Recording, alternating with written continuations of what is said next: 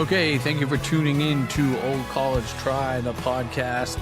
Today, myself and the national champion, Peggy Keough, head of the Indiana Hoosiers football fan club, are going to talk all things need-based financial aid appeals. So once we get an offer from the school, how do we go back to the financial aid office? Who do we talk to? Who should be leading the charge here? And then we go over some particular case studies so you can be thinking about, when does it make sense for me to appeal in this fashion, and how do I do it? What is best practice? Thanks for joining us. I keep lying to myself. There she is, the national champion. Still flying. Congratulations, Peggy. Congratulations, Indiana. 60-0 national champions. Nobody can say anything, Peggy. It doesn't matter if they got the credit or not. They're going to get it now, as they should. Yep. So, congratulations. That's a big deal. Okay, Peggy. Let's see. Before we get into it, I think I'm up in terms of tunes here. I'm gonna pick from my, I don't know why I keep gravitating towards this, but my Sunday morning playlist, Sunday AM playlist, which But you I think haven't is a public shared with playlist. me yet. You need to share that with me. You haven't. I shared really it didn't yet. share that with you? Okay, we will get that corrected today. This artist, sometimes I argue that this is, I think you can make an argument for the most talented artist ever, okay? In terms of just a combination of lyricist, actual guitar player, musician, and just as a vocalist, right? Because maybe lyricist is maybe Bob Dylan the best, maybe the best vocals, I don't know, but in terms of a combination, Peggy, I'm going with Paul Simon here. Okay. And then specifically, my three tunes. Number one, I'll go with shout out to Emma, father and daughter. Right? I was listening to that song recently. I'm like, man, if you're sending your daughter off to college, listen to this song. I don't know. I think I'd be a puddle. I was starting to get there just thinking about it.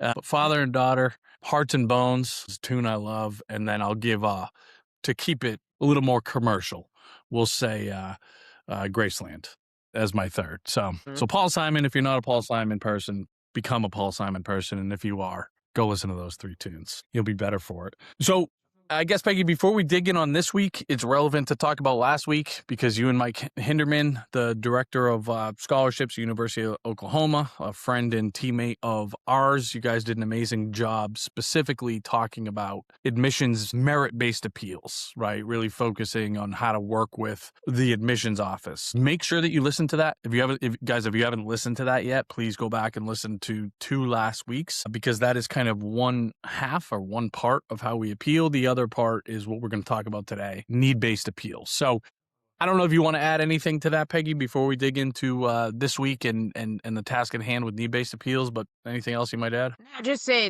Mike was great. He's great to talk to, super engaging. So definitely chime in. And as we're talking today, if there's some things that pop up where it's like last week we said this, this is how it's different. That's why we deliberately broke this into two episodes because you're still appealing, but they're different beasts in a lot of ways and best practices are different. So yeah, but definitely, as you said, Carp, tune in, don't miss that one because for a lot of people, merit scholarships are the name of the game for your discount, right? You might not be getting need-based aid. So, and for some it's both, and for some the need is a big deal, which we're talking about today. So you just want to understand all of it. Exactly. And just to zoom out quickly, in case you're just maybe even tuning in for the first time, and you're just like, what the hell are appeals, right? Appeals are after we've been accepted into a college, we've received our kind of initial offer from a financial standpoint, going back to the school and see if we can get a better deal, right? Can we get a bigger discount? If we didn't get any, can we get some type of discount, right? What are we doing? We're negotiating, right? But we cannot use that word. That's a swear word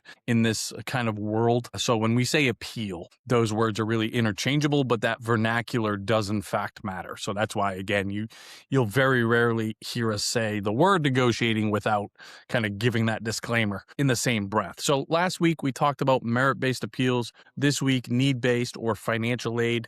Need-based financial aid appeals. And Peggy, just first of all, just like tell us what it is. What's a need-based appeal? So basically, schools discount either with the merit scholarships or with need-based aid. So if that's applicable to your family, it's reaching out to the Office of Financial Aid around your need. And we're going to get in the weeds on this, but there's a lot of different triggers that you should say, oh, that's relevant to me. That's relevant to me. And sometimes if you don't even hear any of those, you still should be reaching out. So it's all around, I have more need than you think, or hey, here's some more stuff about me that you don't know about our family.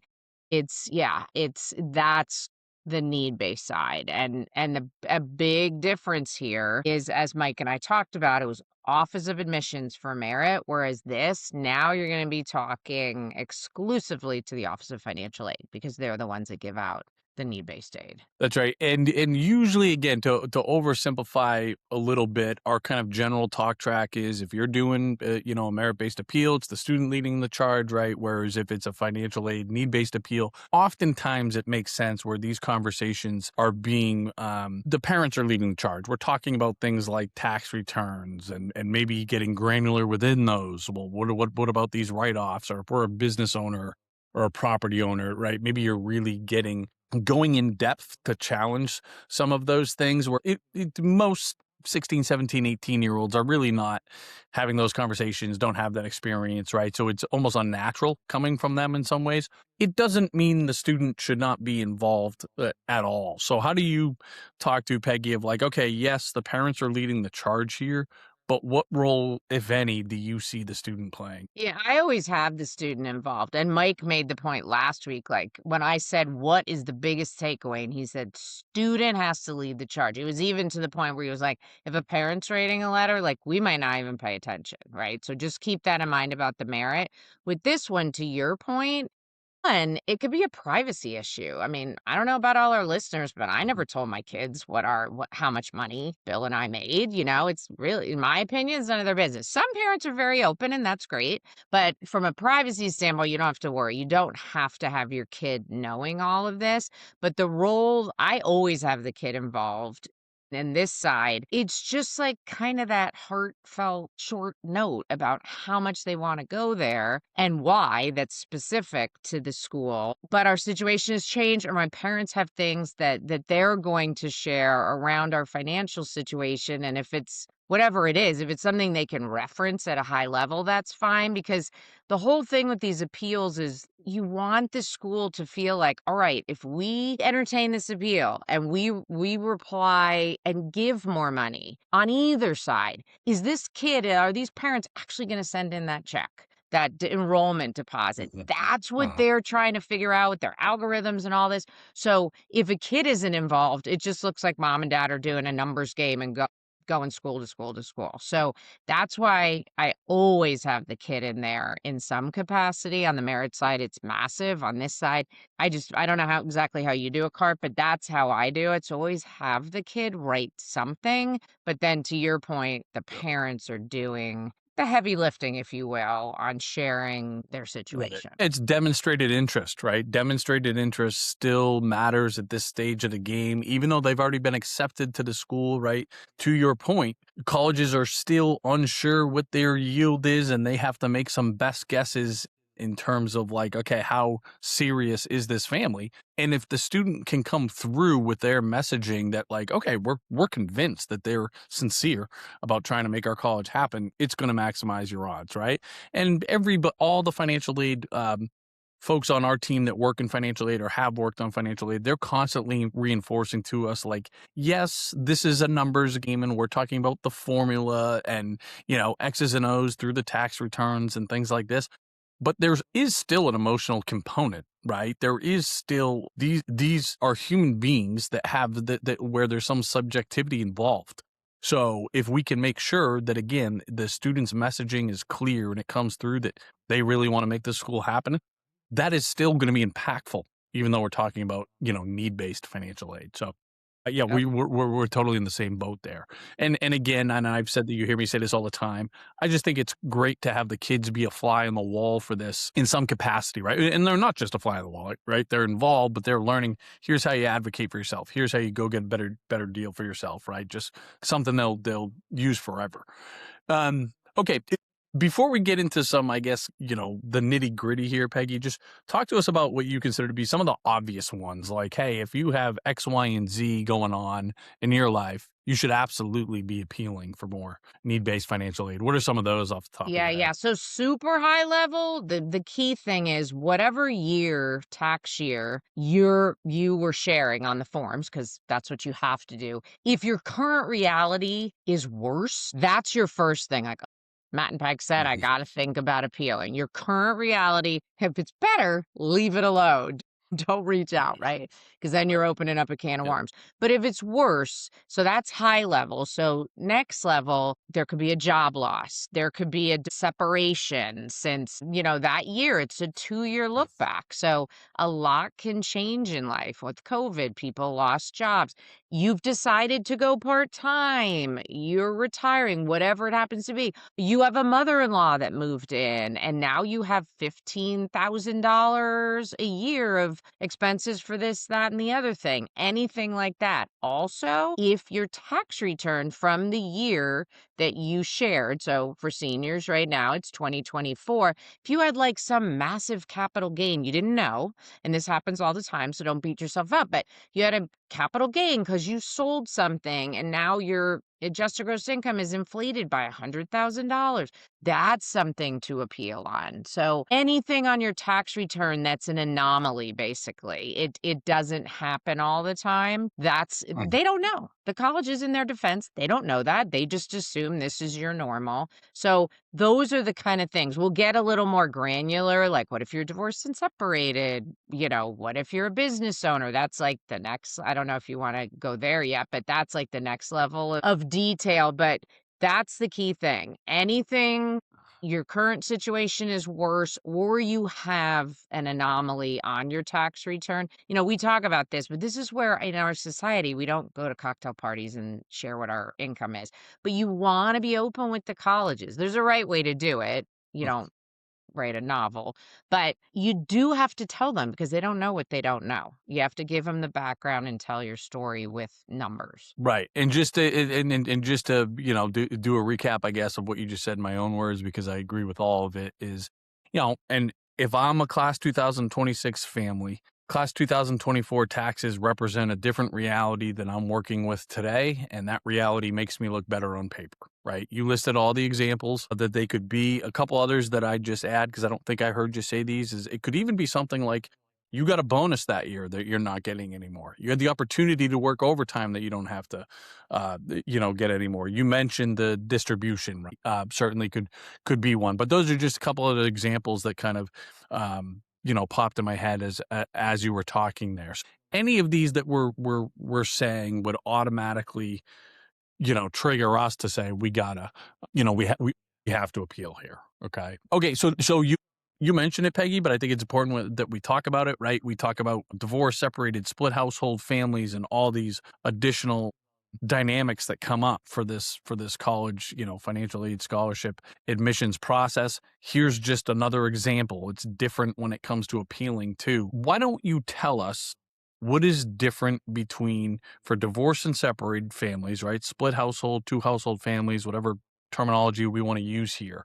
For colleges that use the federal methodology, meaning they just require the FAFSA, or schools that use the institutional method, which usually means in addition to the FAFSA, they require the CSS profile, or there's schools like U Chicago or Princeton that have their own form. Now, you guys are probably thinking, well, how the heck am I supposed to know who uses what thing? Go into our software, go into your software, mycap.collegeaidpro.com. Any school that you type in there, if you go on the financial tab, we'll tell you, we refer to this as their business model. What business model do they use? And they'll tell you, and you'll see front and center, if I type in any college, it's going to pop up on that financial tab to say, here is what they use. Are they federal? Are they institutional? That difference is monumental for so many families, but talk about it specifically with our two household families when it comes to appealing, Peggy. Yeah. So if it's a school, like you're saying that industry jargon is it's a federal methodology school. They only require the FAFSA. Those schools only look at the custodial parent, which is the parent that provided the most financial support on a year look back from when you submitted the form. If you are remarried as the custodial parent, then they look at both parents. So that's pretty, once you figure out the custodial parent, and by the way, there's strategies there, and we help a lot of families with that, being honest, but picking the best custodial parent. A lot of families, they've got planning there, right? They've got wiggle room. But so that's pretty cut and dry. But when it comes to the CSS profile schools, there's two forms submitted, the CSS and the non-custodial CSS. The custodial parent matches with the FAFSA.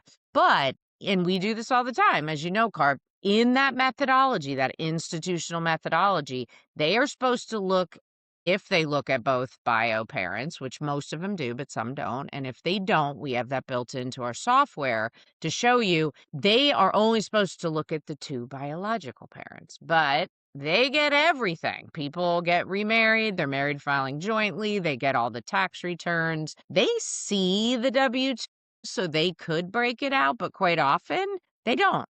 So like, oh, well, that's the whole household, and they go with it. So if you think about it, in a worst case scenario, you'd have 4 incomes, 4 sets of assets, the whole bit, when it really should be 2 incomes. And you don't know what you don't know. As a parent, how would you know that? That's a huge one that we appeal on. Hey, it looks like you're using mom and dad here, or mom and mom on this side. You know what I mean? And we do it all the time, right? And I've never had it where the school pushes back and says, I don't know what you're talking about. Usually they say, oh, yeah, you think about it, it's a dramatic difference. So that's a huge one. One, to submit the right forms, and then to understand the methodology and to make sure that they're doing it right. And you might say, well, how am I supposed to know? Get in our software. Oh, good estimates of your student aid indexes, and have an idea of what you're supposed to get based on how they're supposed to be doing it. So when all of a sudden it's like $30,000 difference, you could go, hey, something's up here. Yeah, and these are when we've challenged these colleges that we know, hey, you clearly counted step-parent income when you weren't supposed to because you're an institutional methodology school. That's where we've seen some of these appeals to the tune of $70,000 more. I'm thinking of Middlebury, $80,000 more. We had UPenn and BC, we had a Boston College one around there, where, and so whether they did it on purpose or not, when I say they, I mean the colleges, did they purposely, include that step-parent income? Was it a oversight? Doesn't really matter. I happen to think it was on purpose in all of those cases. But again, it doesn't matter. I have no proof. Or laziness. They just don't want to break it out, Or it's one of these things, let's see if we can get this under the radar, right? And in most cases, they do. Like, will this, and again, you can't just go ask for more money. These are cases where we said, here's exactly how much we're asking for and why. Because we know you're an institutional methodology school. You're not supposed to count step-parent income. You did. We'd like it to be removed. And voila, another $80,000. Now, again, federal methodology schools, just important that we know. They're definitely counting that step-parent income.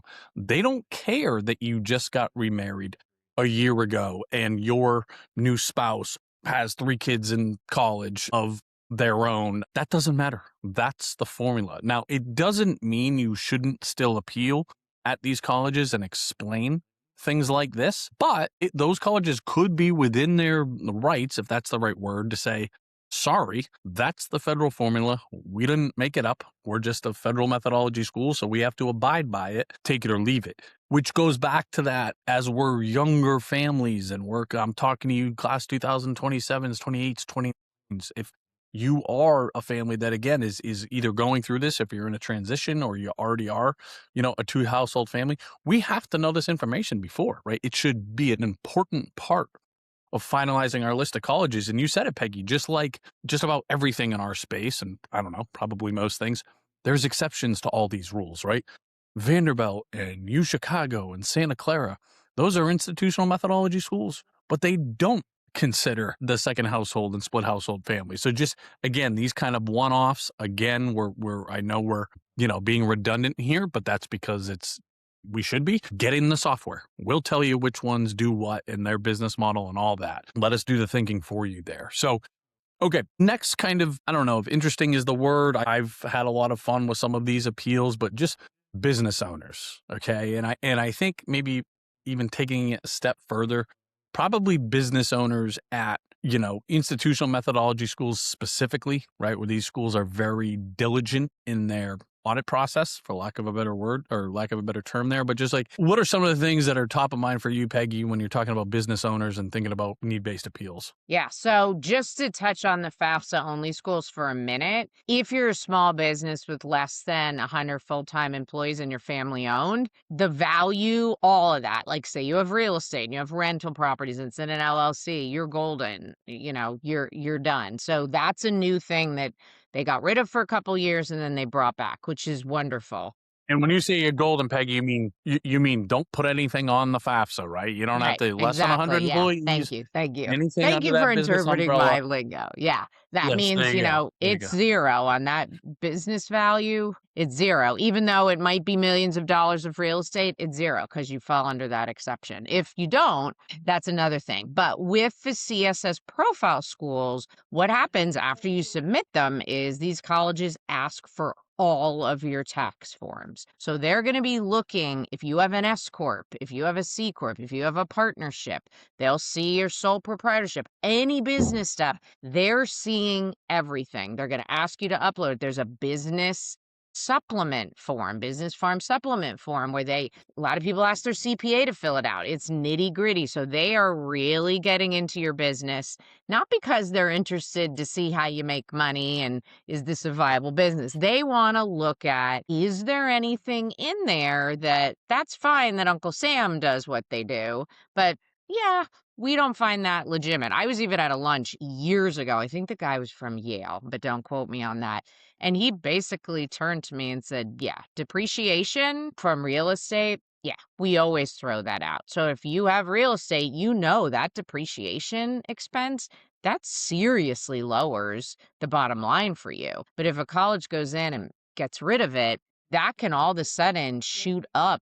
You could be flat on your real estate and all of a sudden you've got a nice profit. So that's a big one that they do it with. But you and I have seen where they do some crazy stuff where we have to push back on it because I don't know if all these guys really, they're not CPAs and they maybe know enough to be dangerous, but that's what they're doing. They're looking at the returns and they're figuring out what are maybe like soft expenses, if you want to call them or whatever, and they can throw them out. And so you have to be all over how these colleges are going to look at you and be ready. Again, you should know what your SAI will look like. So if it comes back differently, I mean, I've had situations with real estate where I'm like, we are way off. And then I'm like, they are way overvalued. A guy had property in India. And I'm like, they're valuing that at like $1 million something dollars. We need to go back and talk to them about, and you need to document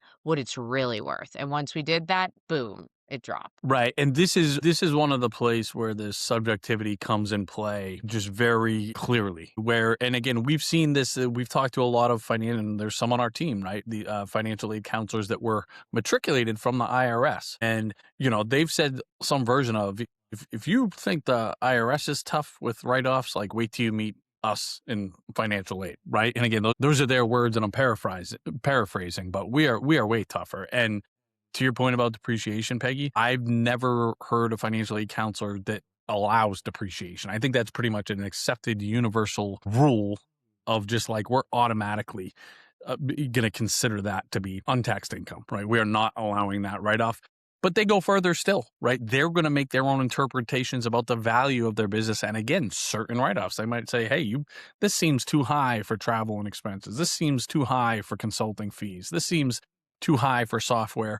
And kind of unbeknownst to you, they can very quickly get rid of a whole bunch of write-offs, which in turn increases your income, which in turn increases your SAI, and now we're getting less need-based financial aid, right? So this is why, again, especially if we're a business owner, we always want to be challenging how they came up with this SAI and then press them further. Did you include this expense, this expense, this expense? Because again, if you can be really sophisticated in your appeal here, we see it all the time, we're going to get a better deal and they get, again, this isn't, sometimes we see when we call out these colleges, the financial aid offices specifically, in a pretty smart way, in a pretty savvy way, they're much more likely to comply because they know that's a little bit, I don't know if sketchy is the word, whatever, but to go in and say, yeah, we don't care that the IRS allowed this write-off, we're not going to allow it. I don't know that they'd be too proud to declare that publicly. Yeah, yeah, yeah. Okay, The Peggy. more you know, you Last kind of, understand. Yeah, go ahead. Sorry. Go ahead. no, it's okay. You can finish your point here. I was going to hit on our last item here for homeowners, Yeah, those of I us was that own just our yeah, primary yeah, residence. I was just gonna reiterate, it's just the more you know about this and you have guidance of how they're working, how they do this, the better you're gonna be to be able to appeal and kind of nicely in the right way say, hey, da da da da da da da. And usually we're pretty successful, and that's why if you cast a wide net with your schools, you'll see different responses that you can then that's another thing with appealing. The first response doesn't have to be the last response either. You can always reach back out to the schools. Yep, 100%.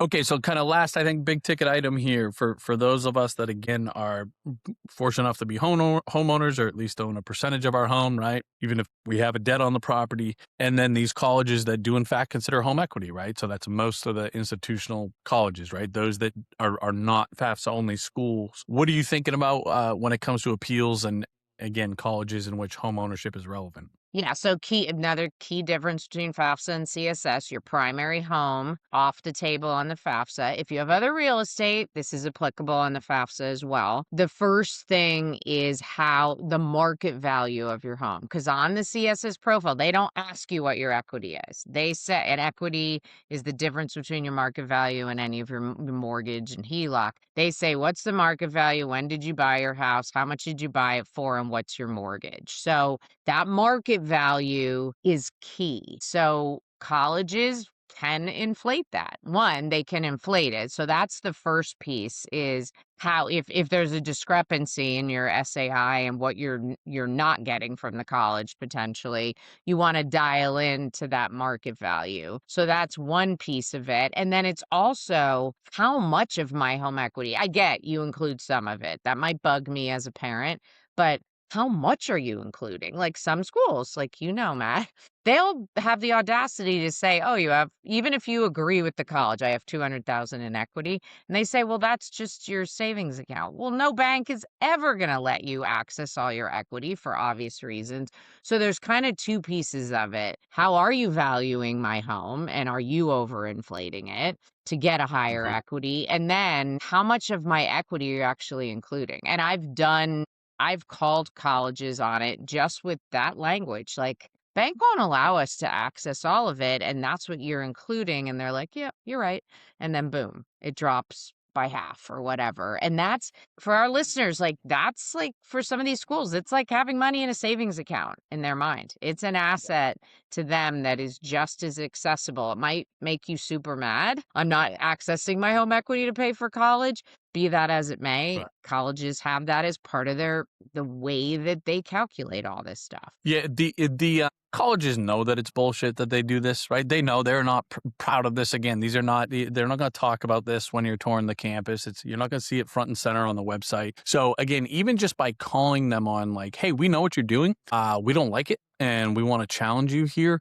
You are giving yourselves a competitive advantage. Now, to take it a step further, historically, how they defended this, okay, colleges that have this baked into their formula, they say, look, if we have two families with the exact same income, the exact same resources, but one of them owns their home and one of them rent, and they have to borrow money for college, well, this homeowner can go borrow money at 3%, whereas this renter has to go borrow money, maybe through the federal government at 8%, right? Where they're used to, and again, even 5 years ago, that spread was, pretty common, right? And okay, I still disagree with it, but fair argument, right, from the college's perspective, that doesn't really hold as much water anymore, right? Where it currently, right? And today, in terms of like those of us that if we wanted to borrow against our home, the rates are a lot different than they were. So that argument, again, doesn't hold up the way that it used to. So I like to bake that into the appeals as well. So again, I just think it's something that people need to be aware of and can tie to. And this is relevant. These last three things we hit on, home ownership, business owners, divorce separated families. Another, again, I would say kind of almost like PhD level thing to be aware of in need-based appeals. If your college that you're appealing with uses the institutional methodology, they are supposed to anchor to that SAI. Now, you don't see your institutional methodology when you submit the CSS profile, right? In the way that you do when you submit the FAFSA and get to see your federal SAI. So again, get in the stinking software so you can see what your institutional SAI is. But what a lot of these colleges will do is they'll say, okay, yes, we're an institutional methodology school. We should use the SAI. But federal methodology was higher, right? Their institutional SAI was 60. The federal methodology was 80. We're going to anchor to that 80. They're going to be none the wiser, right? They're going to see that it was 80 when they submitted their FAFSA. They won't know any better. You have to know better. All the time we will come back to colleges and say, hey guys, nice try. We know you're an institutional methodology school. Our institutional SAI is lower. We want to be awarded based on that, not what you did, which was anchored to the federal SAI. So again, we're getting pretty granular here today, Peggy, but that's, I don't know, kind of the point is to go deep on each of these types of appeals. But that's kind of my kind of last tip there, which again, it all starts with, you got to know what your SAI. Add on to your tip, if people are thinking, oh, well, when would that be applicable? If you have more than one child in school at once, I had twins, but a lot of people have a sophomore and a junior, so you have back, that's a huge one where the FAFSA won't put that into the SAI, but the institutional schools will. So their SAI could be lower, to Matt's point, and they're like, oh, well, the FAFSA is higher. Let's use that one right now, So that's a key time where we see this once the changes came through on the FAFSA. That happens regularly when you have crossover years, and you want them, to Matt's point, to anchor to the methodology that they're supposed to be anchoring to. So sometimes it's just really pointing that out to them. So the more you know, the better. The other little 100%. thing I'll say about home equity is all the schools decide how much home equity they're going to look at. And once again, we have that all baked into our software. So you don't have to go and beg and plead the schools. Well, how do you do it? They're not going to tell you, right? We have a data team that dials in a bunch of different ways to get that data, and we constantly keep it updated. So it's all just baked in there for you. Yeah. All right, Peggy, my dear, you enjoy your national championship week. Lean into those highlights. Yeah. Well earned. Congrats again to the Hoosiers. And we will see you a week from now. Yeah, everybody join us next week. And, it's the last week, so we're going to be doing our Q&A grab bag. So if you have any burning questions, send them in to us. Should we just send it at support@collegeapro.com? We don't have a special email. Yeah, just support@collegeapro.com. Send in your questions. We can't promise that we can answer all of them, but I love that episode because we can just, we grab what's keeping you guys up at night and hopefully answer your questions. So definitely send in and then tune in next week for all of our answers. So bye, Peggy. Have a great week. As always, thank you for tuning in to Old College Try, the podcast. If you don't already, please like us. Please follow us. Please share us if you get anything out of this. I'm Matt Carpenter, your host. I was joined today, as always, by Peggy Keough, the fairy godmother of financial aid. This has been produced and edited by Eileen Campbell. We'll see you next week.